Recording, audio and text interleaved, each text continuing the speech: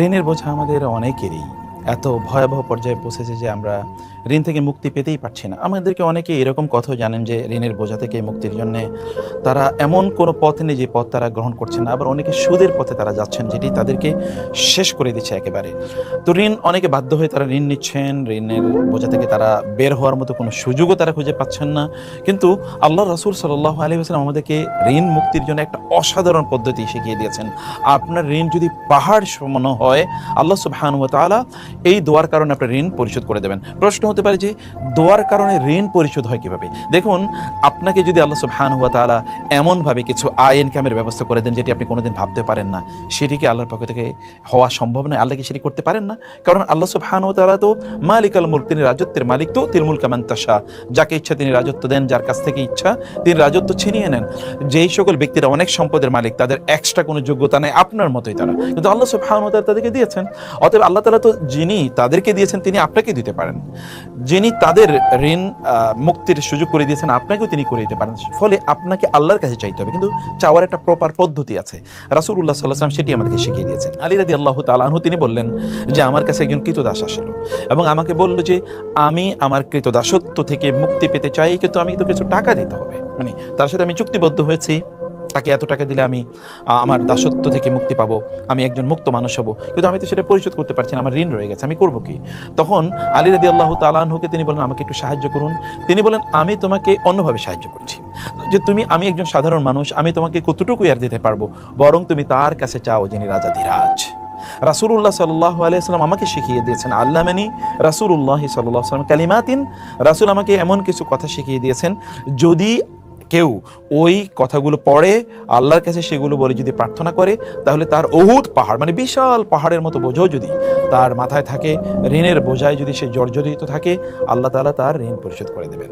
কি অসাধারণ, তাই না? আমরা ঋণের বোঝা থেকে মুক্তির জন্য আল্লাহর কাছে প্রার্থনা করলে দুটো কাজ হয়। একটা হচ্ছে এটা একটা ইবাদত, মানে বিশাল ইবাদত, কারণ দোয়া মুখুল ইবাদত, দোয়া হচ্ছে শ্রেষ্ঠতম ইবাদত। তার পাশাপাশি আল্লাহ সুবহানাহু ওয়া তাআলা আমাদের ঋণের বোঝা থেকে আমাদেরকে মুক্তি দেবেন। ইবাদত হবে, ঋণের বোঝা মুক্ত হয়ে যাবে। এর পাশাপাশি এই দোয়াটি আমরা কখন করব?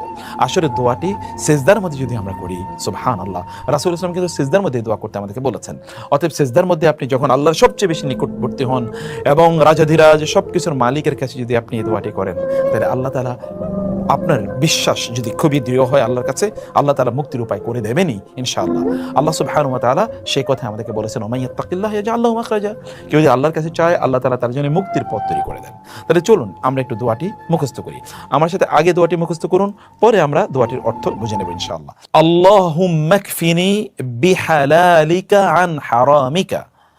প্রথম অংশ, আল্লাহুম্মা কফিনি বিহালালিকা আন হারামিকা। اللهم اكفني بحلالك عن حرامك وأغنني بفضلك عمن سواك وأغنني بفضلك عمن سواك وأغنني بفضلك عمن سواك। তাহলে আপনারা পড়তে থাকুন, রেকর্ড করুন, বারবার শুনবেন, এবং যারাই আপনাদের কাছে ঋণের কথা বলবে তাদেরকেই মানে এই দোয়াটি তাদেরকে পাঠিয়ে দেন, তাদের কাছে এটা রেফার করুন, তাদের সাথে শেয়ার করুন, তাহলে আপনি কিন্তু দায়ী হয়ে যাবেন ইনশাআল্লাহ। মানে রাসূল ইসলামের কথা আপনিও কিন্তু তাবলীগ করলেন, মানুষের কাছে পৌঁছে দিলেন। আল্লাহ সুবহানাহু ওয়া তাআলার কাছে চাইতে হয়, আল্লাহুম্মা কফিনি বিহালালিকা আন হারামিকা ওয়া আগনিনি বিফদলিকা আম্মান সিওয়াকা।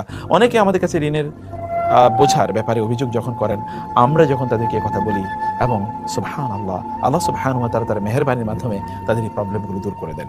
আপনি অন্তরের গভীরের বিশ্বাস থেকে, ভালোবাসা থেকে সিজদায় লুটিয়ে পড়ে, সিজদায় গিয়ে যখন আল্লাহর সবচেয়ে নিকটবর্তী আপনি হবেন, তখন আপনি মন থেকে বলুন, আল্লাহুম্মা কফিনি বিহালালিকা আন হারামিক ওয়াগনিনি বিফদলিকা আম্মান সিওয়াক।